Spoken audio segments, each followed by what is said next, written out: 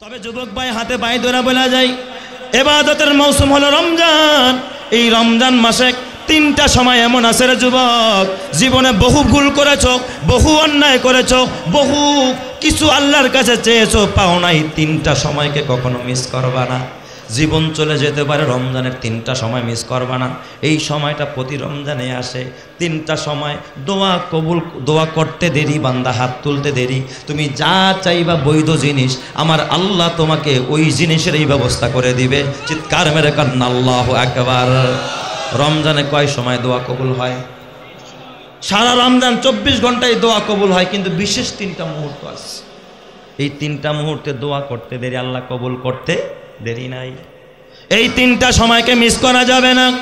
ও ব্যবসায়ী ভাই, শয়তান এই তিন সময় আপনাদেরকে খালি গাফেল করে না। তিন সময়ের ভিতরে দোয়া কবুল হয়। যুবক, তুই বিয়ে করতে পারস নাই, দোয়া কর, আল্লাহ বিয়ের ব্যবস্থা করে দিবে। এ যুবক, টাকা পয়সা নাই, চাকরি নাই, তোর ভালো কোনো কাজ হাতে নাই, দোয়া কর, আল্লাহ ব্যবস্থা করে দিব। বিদেশ যাবি, বড় রাষ্ট্রে যাওয়ার জন্য কাগজ নিয়ে খালি দৌড়াদৌড়ি করস, হয় না। নিয়ত কর, আল্লাহ তুমি ব্যবস্থা করে দাও। ওই তিন টাইমে দোয়া কর, আল্লাহ তাআলা তোর কাগজপত্রের ব্যবস্থা করে দিবে। যেরকম সুবহানাল্লাহ। তার মধ্যে এক নম্বরের টাইম হলো আসরের পর থেকে নিয়ে ইফতারির আগ পর্যন্ত। ইফতারির আগ পর্যন্ত, আজানের আগ পর্যন্ত দোয়া কি হয়? কবুল হয়। কিন্তু এই সময়টা আমাগো শয়তানে ব্যস্ত করে রাখছে ইফতারি খাওয়ার মাঝে। কি কাটে? হ্যাঁ, সালাদ কাটে। আজান হয়ে যায়, সালাদ কাটে, আজান হয়ে যায়, সালাদ কাটে। ছোলার পেঁয়াজু, আহারে সারা বছর খায় না, খাইয়া এমন গ্যাস বানায়, পরের দিনকে আর রোজা রাখতাম না। আল্লাহ কি তারা কইছে জন্মের খাওয়া খা? এই জন্মের খাওয়া খায় আর কি ইফতারির টাইমে, ঠিক না? ঠিক। তার মানে এটা শয়তান গাফেল করছে। দোকানদাররাও দেখছি বৈশা বৈশা কি করবো, ওই কাটাকাটি করে এরপর আজান হয়েছে তাড়াতাড়ি নাকে মুখে খাইয়া ফজরের মাগরিবের নামাজটাও তাকবীরের তাহরিমার সাথে পড়তে পারে, তাকবীরুল্লাহর সাথে পড়তে পারে। শয়তান এই সময় ধোকা দিতেছে ওরা। আরে অথচ আপনি একটা খেজুর খান, একটু পানি খান, একটু পানি খান, একটা খেজুর খান, কসম আল্লাহর, আপনি আধা ঘন্টা হাত তুলে বসে থাকেন। ইফতারি খাই আর কি করবি কর? কেউ খায়া কিচ্ছু করতে পারে নাই, বাদ দে ভাজা পোড়া খাবো না, এত সালাত মারাতে দরকার নাই, খেজুর খাবো, পানি খাবো, একটু চিরা ভিজায় রাখবো, খাবো। কসম আল্লাহর, এক একদিন টার্গেট করবি, আল্লাহ আজকে কিচ্ছু চাবো না, আমার গ্যাসের সমস্যা, আর ওষুধ খাবো না, আল্লাহ তোমার মাফ করতেই হবে। আল্লাহর ধর, শক্ত করে ধর, আল্লাহ আজকে চোখের পানি ফালায় ছাড়বো, কসম দিয়া গেলাম। যদি কবুল না হয়, তুই পরের বছর আলেমরে বলবি যে হুজুর এই কথা বলছে, মিথ্যা কথা। আল্লাহ আজকে খাবো না, এক একদিন এক একটা টার্গেট করবি। আজকে আমি দোয়া করবো আমার গ্যাসের ব্যথার জন্য, কালকে দোয়া করবো আমার মা অসুস্থ তার জন্য, পরের দিন দোয়া করবো আমার ছেলের জন্য। এক একদিন একটা করে দোয়া টার্গেট কর, আর হাত তুইলা কানতে থাক। আল্লাহ, আল্লাহ তাআলা তাকায়া ডাক দিব ফেরেশতারা, দেখ ইফতারির সামনে আমার বান্দা খায় না, চোখের পানি ফালায়া কান্দে, কি চায়? আল্লাহ তুমি তো সব শুনো, সব দেখো, দিয়া দাও না। আল্লাহ কয় ইন্নী উশহিদুকুম, তোদেরকে সাক্ষী রাখলাম, সারাদিন না খায়া আজকে শেষ বেলায় খাবার সামনে খাইতে পারে, তাও খায় না। আমার বান্দা হাত তুলে আমি আল্লাহর কাছে চাই, আমি আল্লাহ আমার বান্দার সকল চাওয়াগুলো পুরা করে দিলাম। চিৎকার মেরে কান্না আল্লাহু আকবার।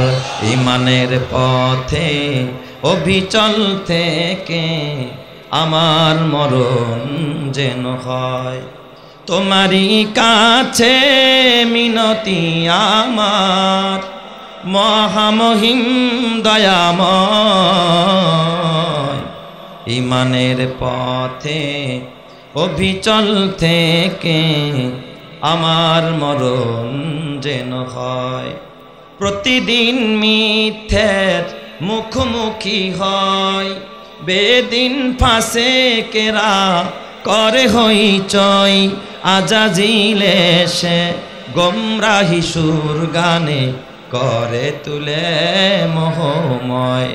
ঈমানের পথে অবিচল থেকে আমার মরণ যেন হয়, তোমারই কাছে মিনতি আমার, মহামহিম দয়াময়। ঈমানের পথে অবিচল থেকে আমার মরণ যেন হয়। আল্লাহ তুমি কবুল করো, জোরে কানা আমিন।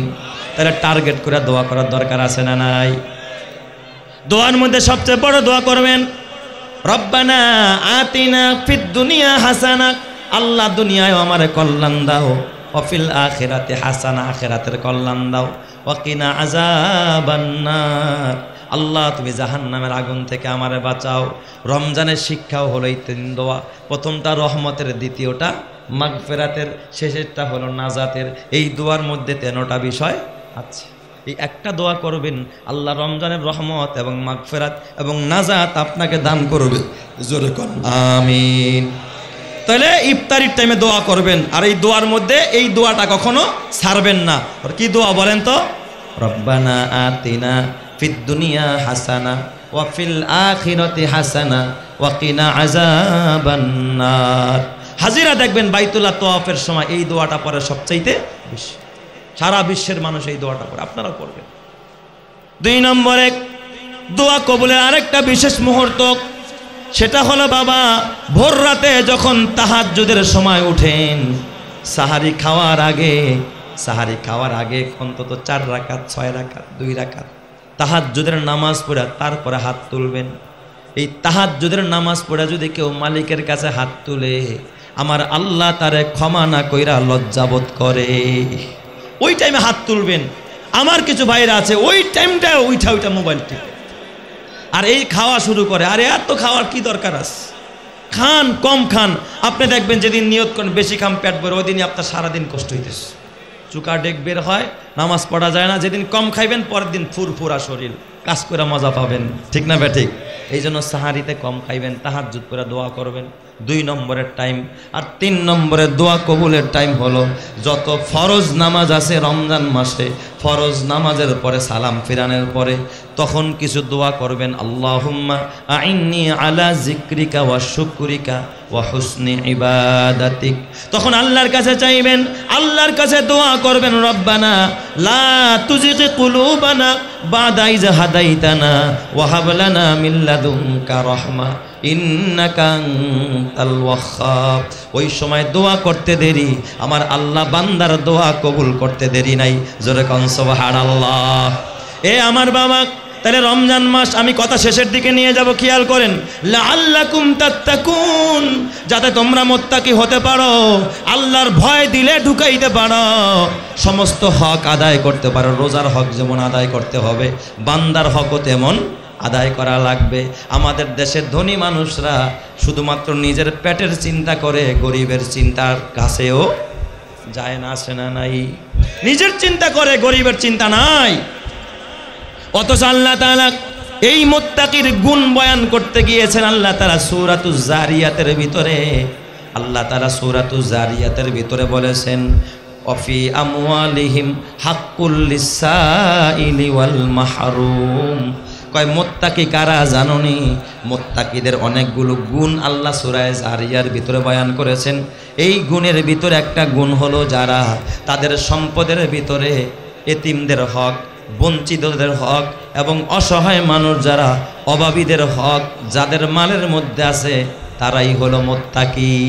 অর্থাৎ যাদের মাল থেকে অভাবীরা তার অভাব পুরা করে, গরিবরা তার অভাব পুরা করে, চাহিদা পুরা করে, ওই মালওয়ালা ব্যক্তিটা আল্লাহর নিকটে মুত্তাকিদের কাতারে। জোরে কোন সুবহানাল্লাহ। অফি আমওয়ালিহিম হাক্কুল লিসাইলি ওয়াল মাহরুম।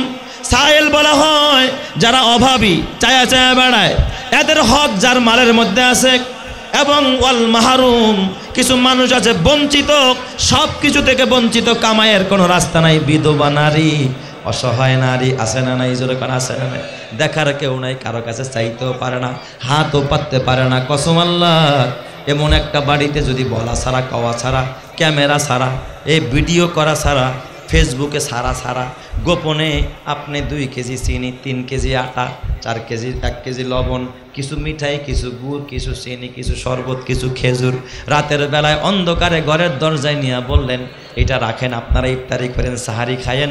ওই মানুষটা যদি খুশি হয়ে যায়, আরশের মালিক আল্লাহ খুশি হইয়া ওই রোজাদারের নামটা মুত্তাকির খাতায় উঠায়া দিবে। সুবহানাল্লাহ, ঠিক না বে ঠিক? আমাদের দেশের অনেক ধনীরা গরিবের কোনো হক আদায় করে না, অভাবীর হক আদায় করে না। এ আমার বাবা, এই বান্দার হক আদায় করতে হবে। রহমতে আলম নবী মৃত্যুর কিছুদিন আগে, নবী যত দিন ঘনায় আসে নবী আমার দুর্বল হয়ে যায়। নবীজির আপন চাচাতো ভাইয়ের নাম ফজল ইবনে আব্বাস, এক ভাইয়ের নাম আব্দুল্লাহ ইবনে আব্বাস, আরেক চাচাতো ভাইয়ের নাম ফজল ইবনে আব্বাস। আব্বাস রাদিয়াল্লাহু তাআলা আনহুর ছেলে। এই ফজল রে ডাক দিছে, ভাইরে ফজল এদিকে আয়, আমারে একটু ধৈরা নিয়ে যা, আমি একটু মসজিদে নববীতে যাব। নবীর ইন্তেকালের কয়েকদিন আগের ঘটনা, তখনও নবীজি দুর্বল হয়ে গেছে। আল্লাহর নবী মসজিদের মেম্বারে বৈশাখ সর্বপ্রথম সাহাবায়ে কেরামকে ডাক দেয়া, সাহাবীরা, ও আমার সাহাবীরা শোনো, আমি মুহাম্মদ মনে হয় আর বেশি দিন তোমাদের মাঝে থাকবো না। আমি মুহাম্মদ আজকে দাঁড়াইছি, বলো তোমাদের ভিতরে কেউ কি আমার কাছে কোনো পাওনাদার আসলে কিছু পাইবেন? দেড়হাম দিনার টাকা পয়সা কেউ কিছু আমার কাছে পাইবানি? আমার কাছে অকপটে বলো, তোমাদের হকগুলো আমি মৃত্যুর আগে আদায় করতে চাই। নবীজি হক আদায় করতে চাইছে মরার আগে না পরে? আর আমাদের দেশের মানুষ কি করে? মরার পরে আদায় করতে যায়। বাপ মরছে বলায় দাঁড়ায় কয়, বাপার কাছে পাওনা দাওনা থাকলে নিয়ে যায়। কেন তোমার পোলার উপরে তো এটা ফরজ না, তোমার উপরে ফরজ? এ আমার বাবা, নবী যখন এই কথা কয়, পুরা মজলিসের ভিতরে পিন পতন স্তব্ধতা বিরাজ করে, কোনো আওয়াজ নাই। এত বড় মানুষ যারা না বানাইলে আল্লাহ কিছুই বানাইতো না। আল্লাহর পরে যার মর্যাদা, ওই মানুষটা এই কথা বলে। গোটা মজলিসের ভিতরে সাহাবায়ে কেরামের মাথাগুলো উন্নত হয়ে গেল। অনেকের চোখ দিয়ে অজরে পানি ঝরতেছে, নবী ক্ষমা চায়। তার মানে নবীজির মনে হয় হায়াত কি হয়ে গেছে, একেবারে শেষ হয়ে গেছে। কেউ কোনো কথা বলে না। মজলিসের এক সাহাবী দাঁড়াইয়া বলে, লাব্বাইক ওয়া সাদাইক ইয়া রাসূলুল্লাহ, ওগো নবীজি, আমি আপনার কাছে 3 দিরহাম পাই। কয় দিরহাম? 3 দিরহাম। নবীজি, আপনি এক কাজের জন্য এক গরিবরে আমাকে 3 দিরহাম দিতে বলেছিলেন, হয়তো ওই 3 দিরহাম আপনি আমারে পরিশোধ করতে ভুলে গেছেন।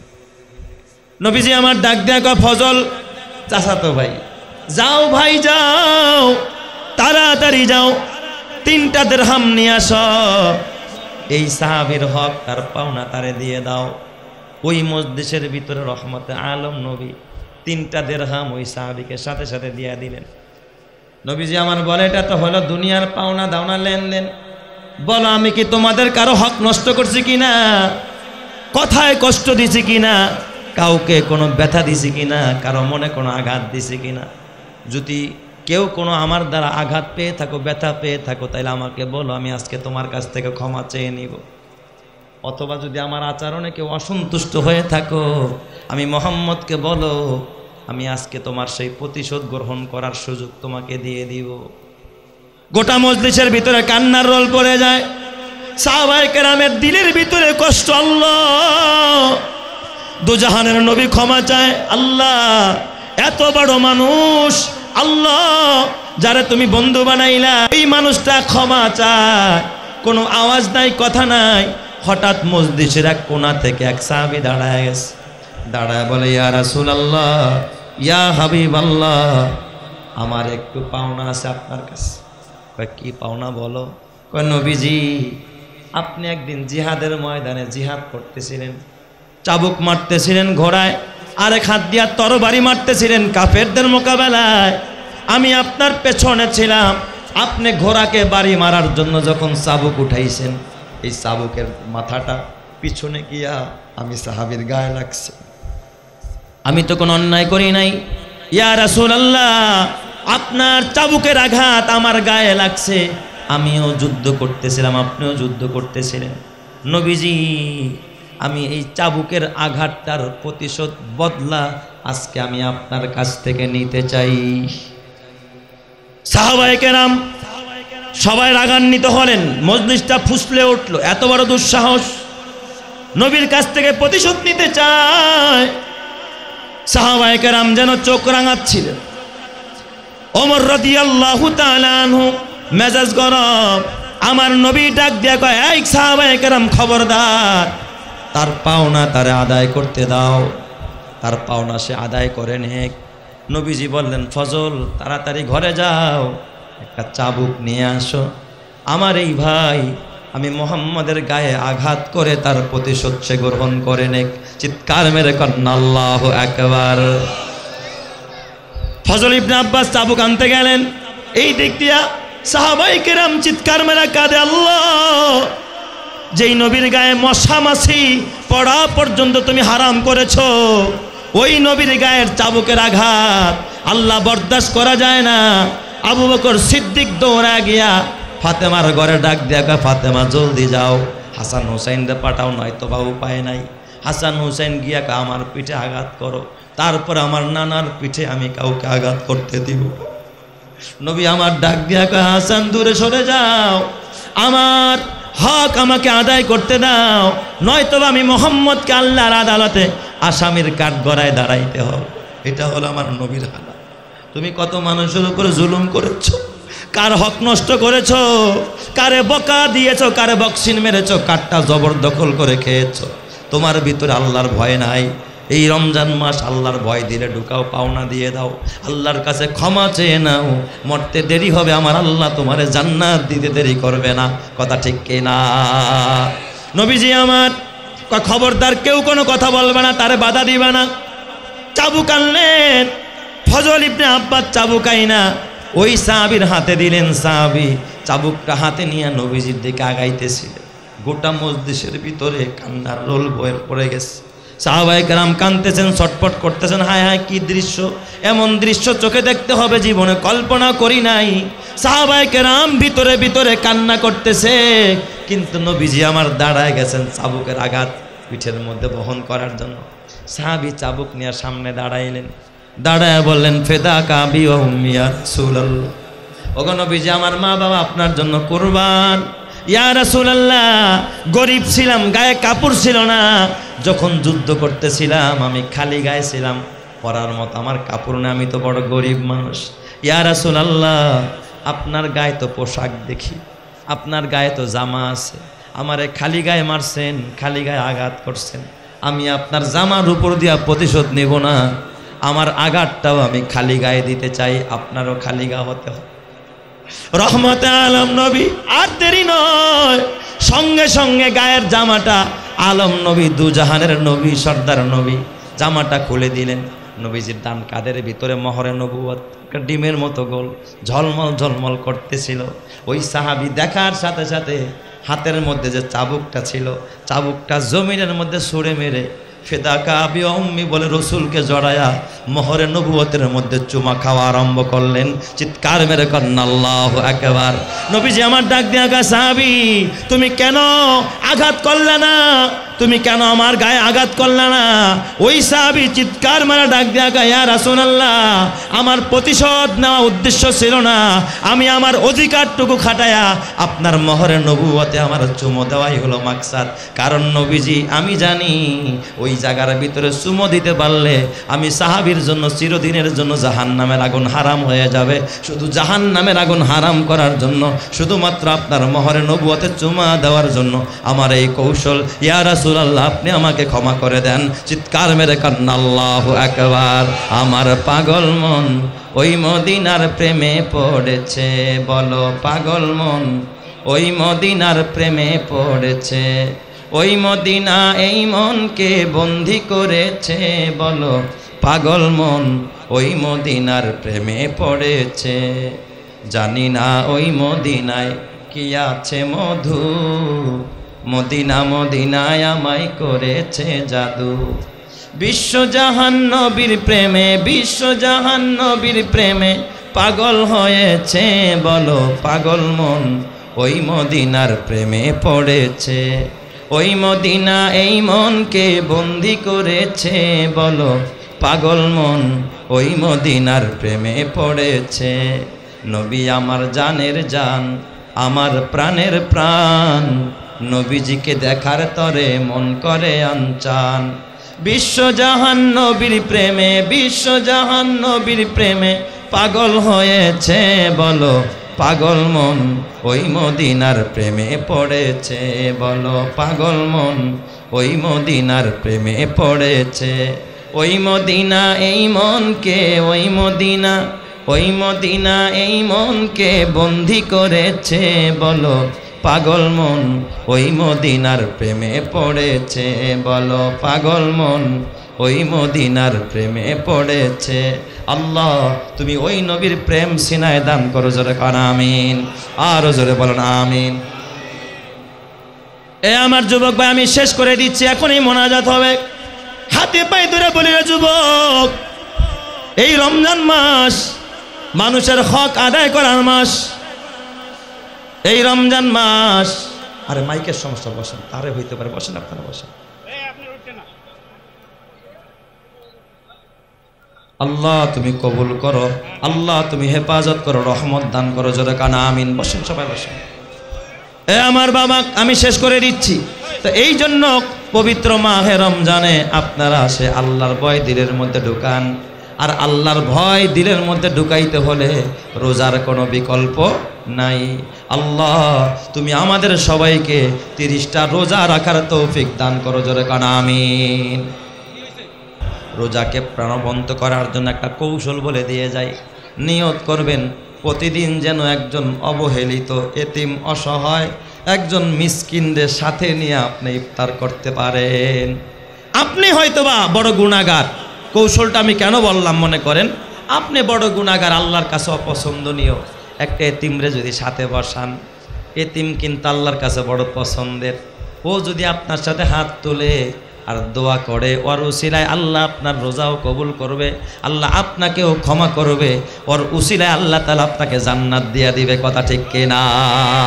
তো এই পণ করা দরকার যে আমরা 30টা রোজা বা 1 মাস রোজা যতটা রোজা রাখি, একজন অসহায় মানুষ দেখবেন আপনার গ্রামের মধ্যে সবচাইতে নেহায়াত গরিব কে আছে, তারে সপরিবারে দাওয়াত দিবেন, তার বিবির আপনার বিবির সাথে বসাবেন, আর আপনি তাকে নিয়ে বসে ইফতার করবেন, ও খুশি হয়ে যাবে। খালি বিয়েই বড় লোক দেখে বিয়ের এই রান পাঠাইবেন আর ইফতার পাঠাবেন, গরিবের খবর নেবেন না, জান্নাতের ঘেরানো পাবেন না। কথা ঠিক না ব্যাঠিক? জোরে কর। পরে ইফতার না দিলেও ইফতার চলবে, কিন্তু গরিবের ঘরে ইফতার চলে না, আছে না নাই?